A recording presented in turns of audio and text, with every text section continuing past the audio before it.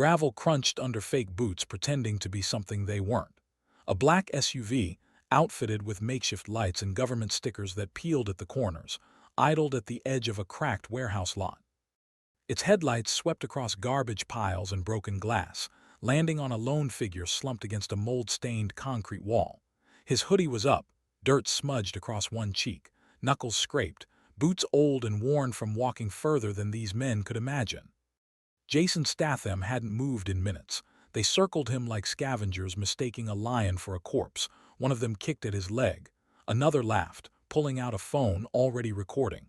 They didn't see a threat, just another shadow in a forgotten part of the city. A guy with no voice, no home, and no one to call. Jason didn't move. Not even when one crouched and mocked the way he looked. Not when the baton tapped against the ground, not when the insult turned personal. He blinked once, then looked away.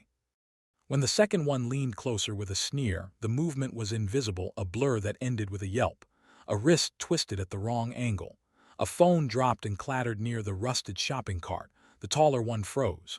He reached for the baton, tried to swing. Jason stood, not fast. Not dramatic, just precise. He rose with the calm of a man who had bled before and never forgotten how it tasted. The cold in his stare turned the warehouse silence into something louder than their boots. The fake cops backed off. They weren't cops, just men pretending to be feared. Jason walked past them. He left behind nothing but silence and a buzz in the air that felt like thunder on its way. The next morning, the video hit the internet, labeled with cheap titles and tags meant for ridicule. The so-called homeless psycho taking down 2 officers in the blink of an eye. No one cared if it was real or fake. Views piled in. Comments exploded. But Jason didn't watch it. He was already moving. 12 hours before that, he stood quietly inside a community kitchen, waiting. The lights were fluorescent and too white. The soup line moved slow and no one made eye contact.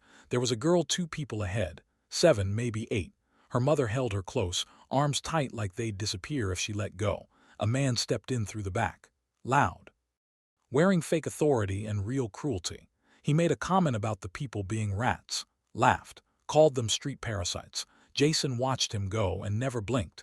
By the time the man got back to his SUV, he'd already radioed his buddies. Jason never flinched. The night fell faster than usual. The fake cops regrouped. They pulled up outside the shelter in the same rigged SUV, headlights on, shouting into a megaphone. They thought they were streaming. They thought the internet was their weapon. They never realized the signal had already been rerouted, captured, copied, and archived by hands smarter than theirs. Jason wasn't hiding. He was preparing. He had entered the laundromat 3 blocks away with no urgency, just method. In the back, behind the broken dryers, he opened a storage hatch and pulled out an old coat. Inside the lining was a badge half melted, a tag that still read Langley Classified, and a key wrapped in leather. He slipped it into his boot.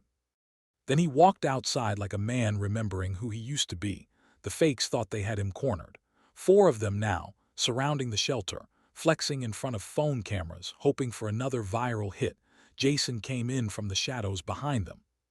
One glance into the back of the SUV told him everything. Coils of rope, stun gear, burner phones, fake IDs, and loaded clips.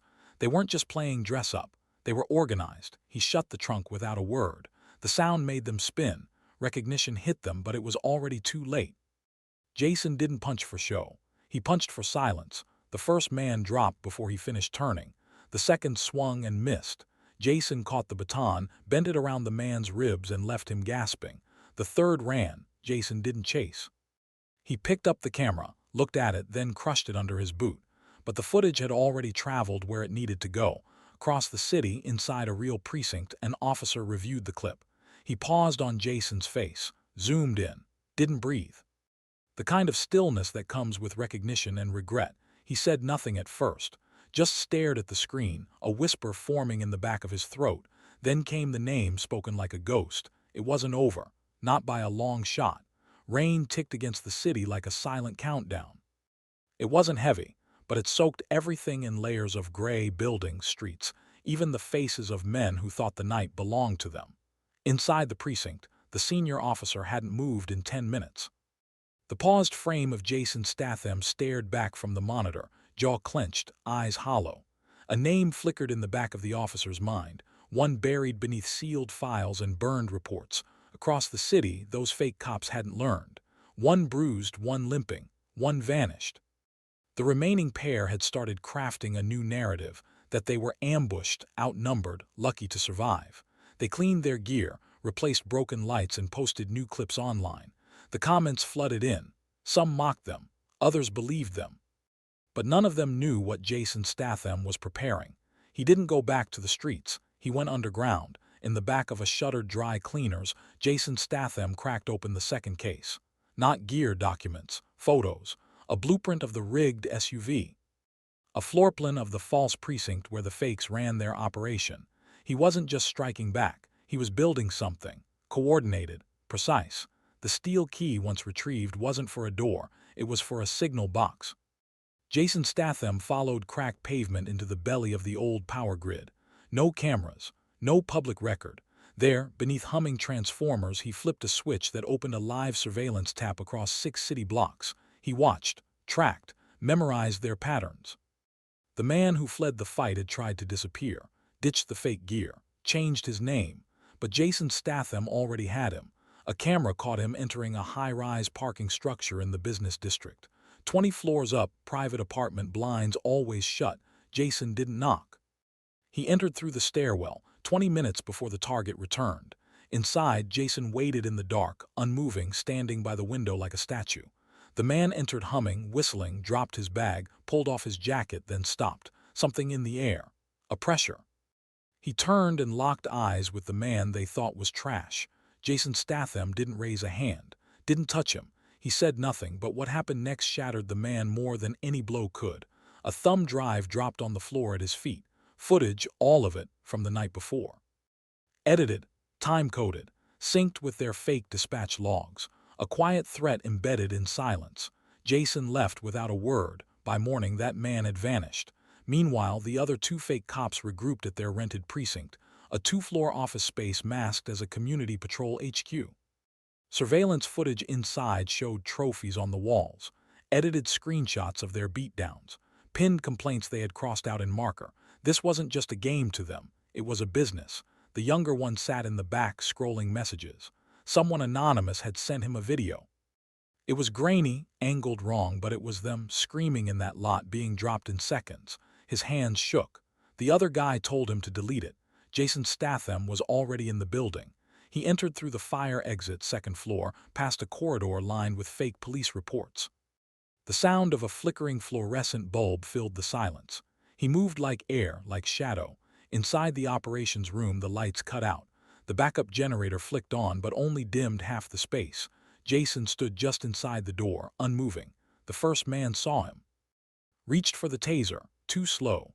Jason Statham crossed the room in 2 strides, closed the distance, and disarmed him before the man's hand hit the grip. The taser fired into the wall. Jason's elbow connected. The man dropped.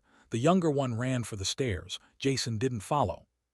Instead, he looked around. On the main table, printed documents, applications for federal funding.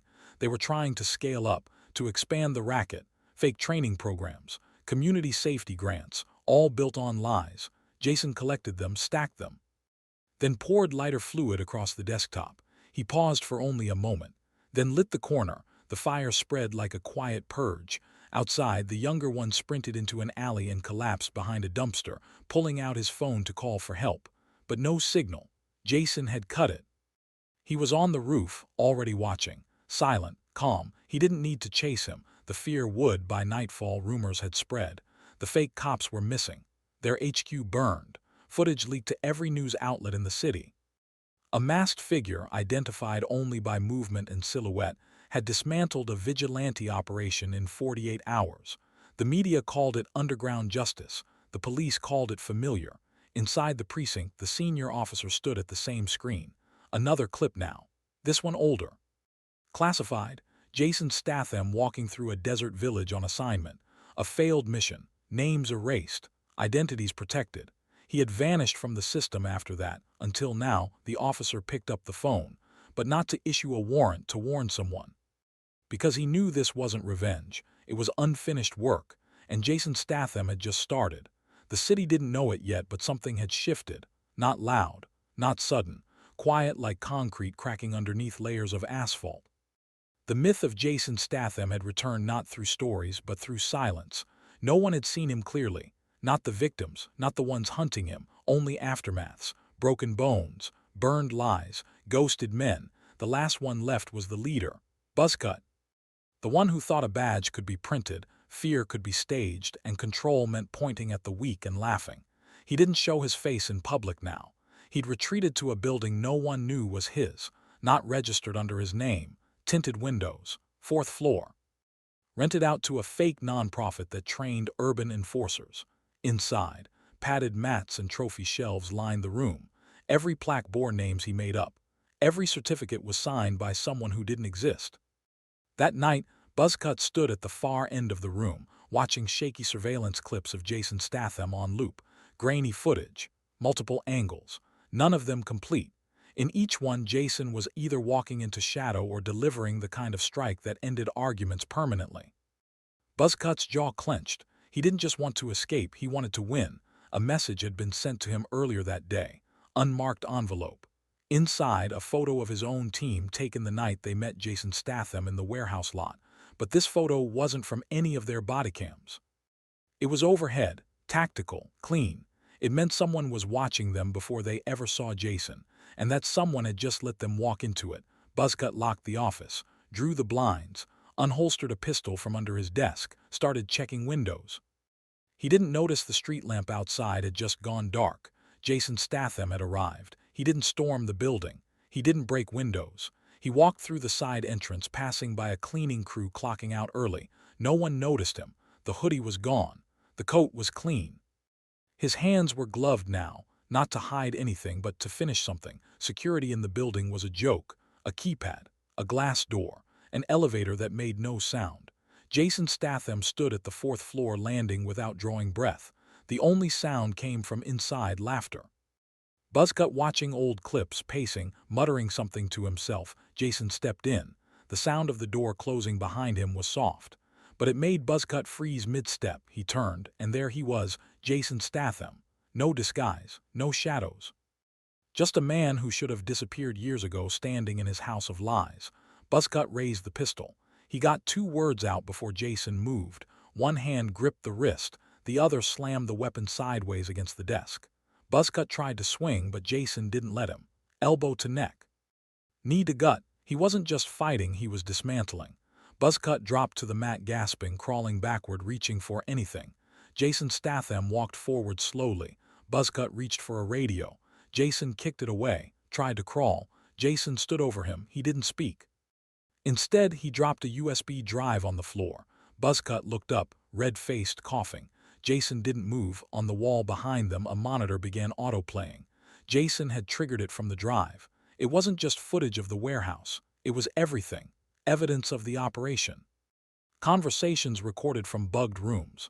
Dossiers, names, addresses, even their banking records, every fake citation, every paid-off witness, every shred of their real plan. Jason Statham didn't need to speak. The screen did it for him. Buzzcut finally sat upright, breathing shallow. Not from fear, from understanding.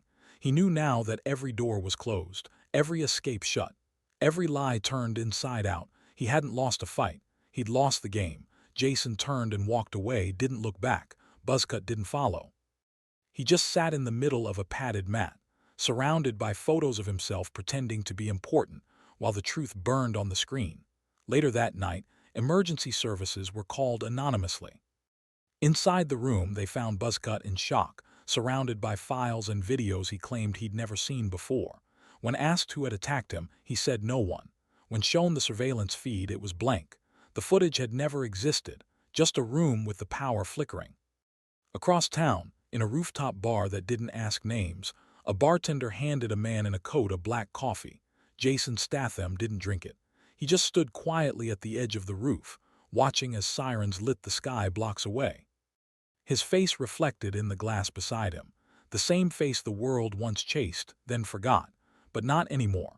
Below, another SUV was being towed away, its fake license plates discarded on the sidewalk.